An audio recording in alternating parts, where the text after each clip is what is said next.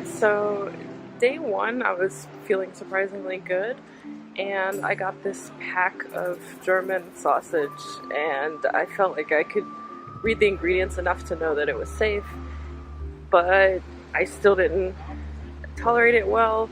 About an hour later, I was already sick to my stomach. I took some H2 antihistamines before I went out, and I did okay. My stomach was still really upset the next morning. And then like the fatigue hit me, and it really felt like a histamine reaction where like I woke up early feeling this like sort of energy, and then later like I could barely get up at all. So even though I wanted to go out yesterday, I didn't. I just stayed in and rested all day and was pretty out of it. Today I wanted to go out, but it's been raining. I can see there's still like rain on my glasses. It's really been pouring, but I finally went out because I really wanted to buy some shampoo. So I went to this bio store. One thing I noticed was that the ingredients and like the labels and stuff are usually not translated at all. And I'm used to seeing labels in like multiple languages where like a lot of brands will have them translated into like 15 different languages. In Belgium, even if I can like kind of understand the Dutch, I can read it in French, and most of the time I am in places where I speak the language. So regardless of what language it is, I can read the packaging. And I realize it's a bit more difficult here. Some ingredients are cognates, especially like the allergens and stuff, but I can't read everything. And when it comes to my hair, because it's locked, I really want to make sure to try and avoid anything that might leave like a residue coating my hair. And there's just like all of these ingredients that like you don't even have to translate because you know there's some kind of chemical that's not really good for your hair. I looked around the whole store and I was kind of gravitating more toward products that were imported from the UK because the original label was in English and they just had like a sticker stuck on with the Hungarian translation of the ingredients. Normally I have a language dictionary on my phone just in case. I need to reinstall that and download the Hungarian dictionary just so that I can look stuff up when necessary. My hostess ordered food on this website for me the day I arrived, and I ordered it again yesterday because I wasn't feeling up to going out. And the website, even though it had an English version, was mostly untranslated, and it had like a little add-on that would allow Google Translate to translate it for you. And then there were still some words that weren't being translated. So, I mean, it's kind of difficult. I'm dealing with, situations where like maybe the people speak English, but whatever it is in writing is not translated. Wasn't feeling great to begin with today, but much better than yesterday.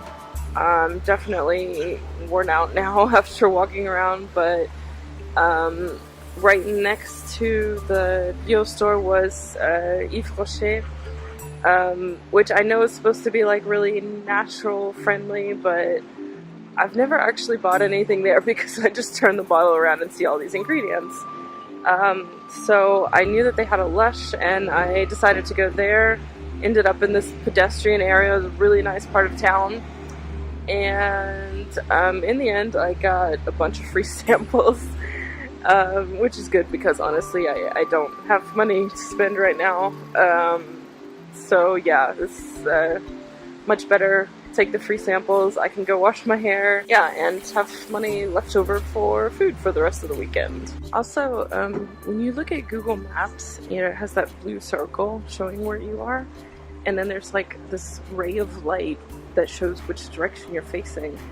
And I feel like most of the time I've been here, that light is facing the wrong direction, so it's like really confusing figuring out which way I need to go.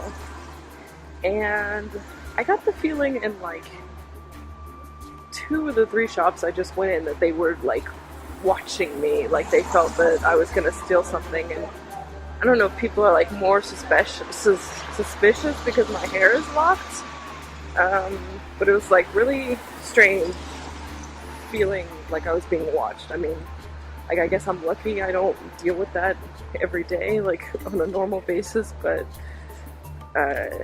still, I don't know, it's just like, I don't know, it makes me kind of feel like, okay, what is your problem? Like, why are you, like, I'm not doing anything, I'm just looking at products and like reading ingredients.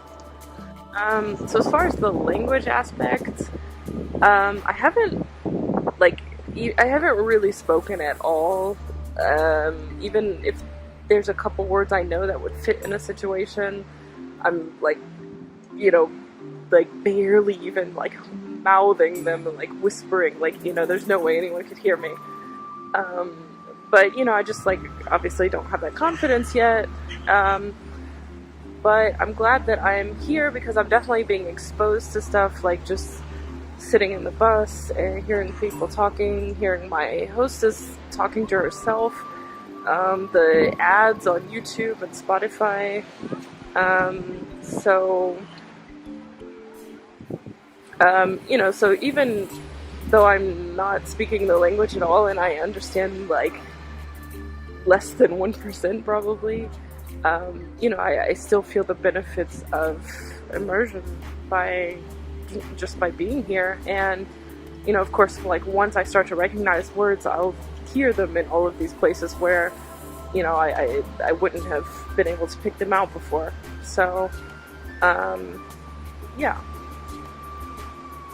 Also, when I was going to this meetup the other night, I accidentally got in the bus going the wrong direction and went to the end stop. And when I got on the bus today, I passed by that end stop, and then we turned around the corner and we were right by the spot where I got in the bus on the way back home the other night. So it was really cool that I recognized it and, you know, was able to put the pieces together and realize that these places were actually really close together. And then I took the tram back into town and, you know, realized once I got there that it was the same spot where I left. So, you know, things are slowly starting to become slightly familiar already, which is also nice.